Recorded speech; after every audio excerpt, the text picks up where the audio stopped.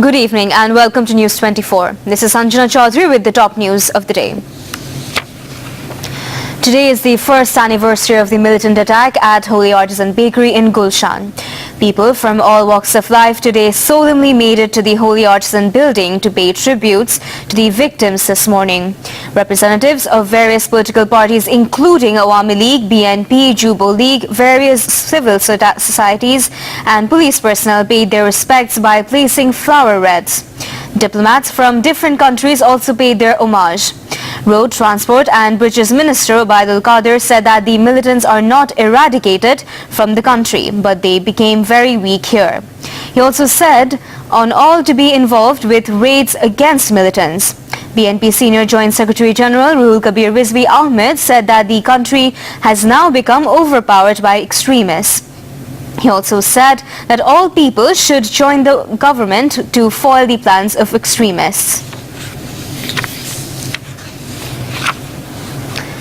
The Forensic Department of Dhaka Medical College today handed over the autopsy report of 5 militants and a chef who were killed during the army-led joint forces operation at Holy Artisan Bakery at Gulshan in Dhaka in 2016. According to the forensic report, the 6 were killed after being hit by bullets and splinters. The investigation officer of the case, Humayun Kabir, received the report this afternoon. Earlier on June 19, they also handed over the autopsy reports of 20 people who were killed during the incident. 20 hostages, mostly foreign nationals, were killed when a group of armed militants stormed the Holy Artisan Bakery on July 1st last year. The bodies of the 5 militants and the chef were kept at the mortuary of Combined Military Hospital in Dhaka for nearly 3 months. As nobody claimed the bodies, Anjuman Mufidul Islam, a social welfare organization, buried those at Jarayan Graveyard on September 22nd, 2016. Law enforcers arrested 3 suspected militants along with suicidal vests from a suspected militant den at Bamanpara at Bheramara Upazila of Kushtia today at early hours. Among the arrestees, 2 were primarily identified as Tithi Khatun, the wife of Neo JMB Amir Ayub Bachu, and Sumaya Akhtar, the wife of second in command of the outfit Abzar. Acting on information, a CTTC team unit along with District Police cordoned off a house at Bamanpara after midnight. Soon after cordoned off the house, police asked the suspected militants to surrender. After about 5 hours of the standoff, Sumaya Khatun, wearing a suicide vest, walked towards the police personnel along with her 2 sons. Police foiled her attempt to blast the suicide vest and arrested her. During the drive, the Counter-Terrorism and Transnational Crime Unit also recovered 2 suicide vests, a pistol, 12 bullets and gunpowder from their possession.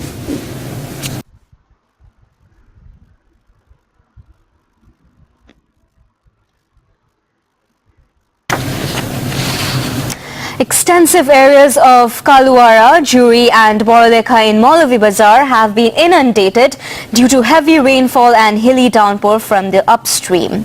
Nearly 200,000 people of these areas became water marooned. New areas are inundated regularly as it is raining in the area daily. All the 3 wards of Kaluara-Puara area have been inundated. Locals are facing various types of problems as residential houses and many educational institutions have been inundated due to the flooding.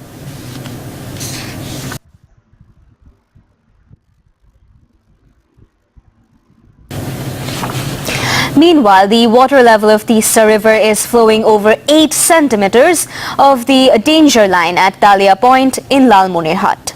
Water Development Board said that the situation was created as Indians opened most of the gates at Gajaldobha Barrage. They opened 44 gates of the barrage to control the water flow of Tista Barrage. Nearly 10,000 people from 18 villages of Dohogram, of Enclave, Angurpota, Saniajan, Goddimari, Singimari, Sinduna, Patikapara and Daubari unions of Hatibandha became water marooned.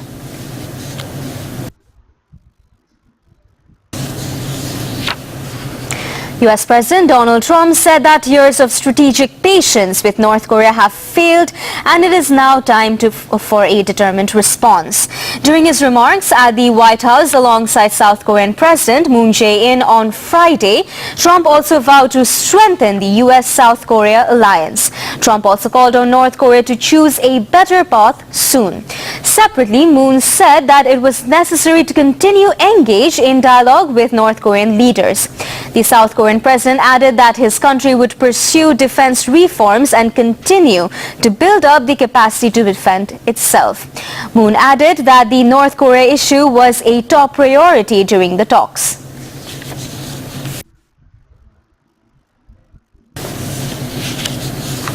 Chinese President Xi Jinping is vowing no tolerance for any act seen as jeopardizing Hong Kong and China's stability and security.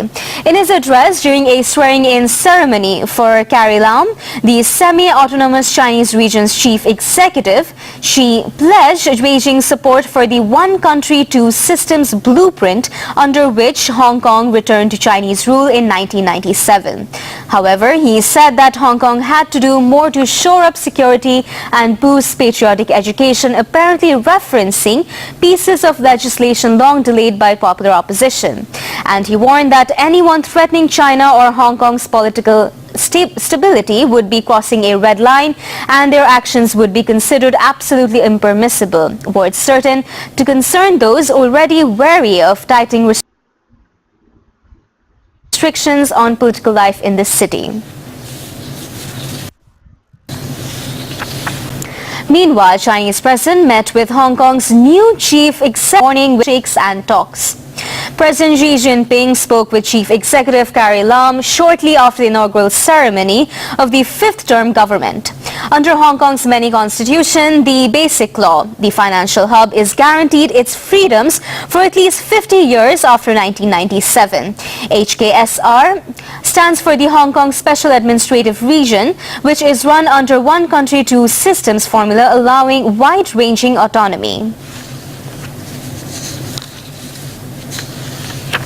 World leaders are attending a ceremony at the European Parliament in Strasbourg to commemorate the life of former German Chancellor Helmut Kohl, who oversaw German reunification. Kohl, who died last month, was a major driving force behind the closer European integration. Dignitaries have been paying respects at his coffin, which has been draped in the EU flag. He will be buried in the German town square later in the day. More than 2,000 police are on duty in Strasbourg. Speakers include the current German and French leaders Angela Merkel and Emmanuel Macron, as well as Russian Prime Minister Dmitry Medvedev, former US President Bill Clinton, and former Spanish President Felipe González. It is the first time that the European Parliament has paid tribute to a leader in such a way.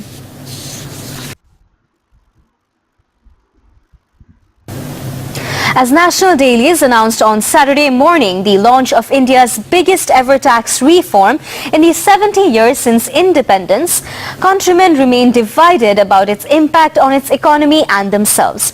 The Goods and Service Tax (GST) replaces more than a dozen federal and state levies and unifying a $2 trillion economy and 1.3 billion people into one of the world's biggest common markets. Prime Minister Narendra Modi and President Pranab Mukherjee together launched the new tax by pressing a button at a mid. About 150 journalists were allowed to cover the event, but has no direct access to the ceremony or the party afterwards. Earlier, crowds gathered at the local airport to try to spot the famous guests.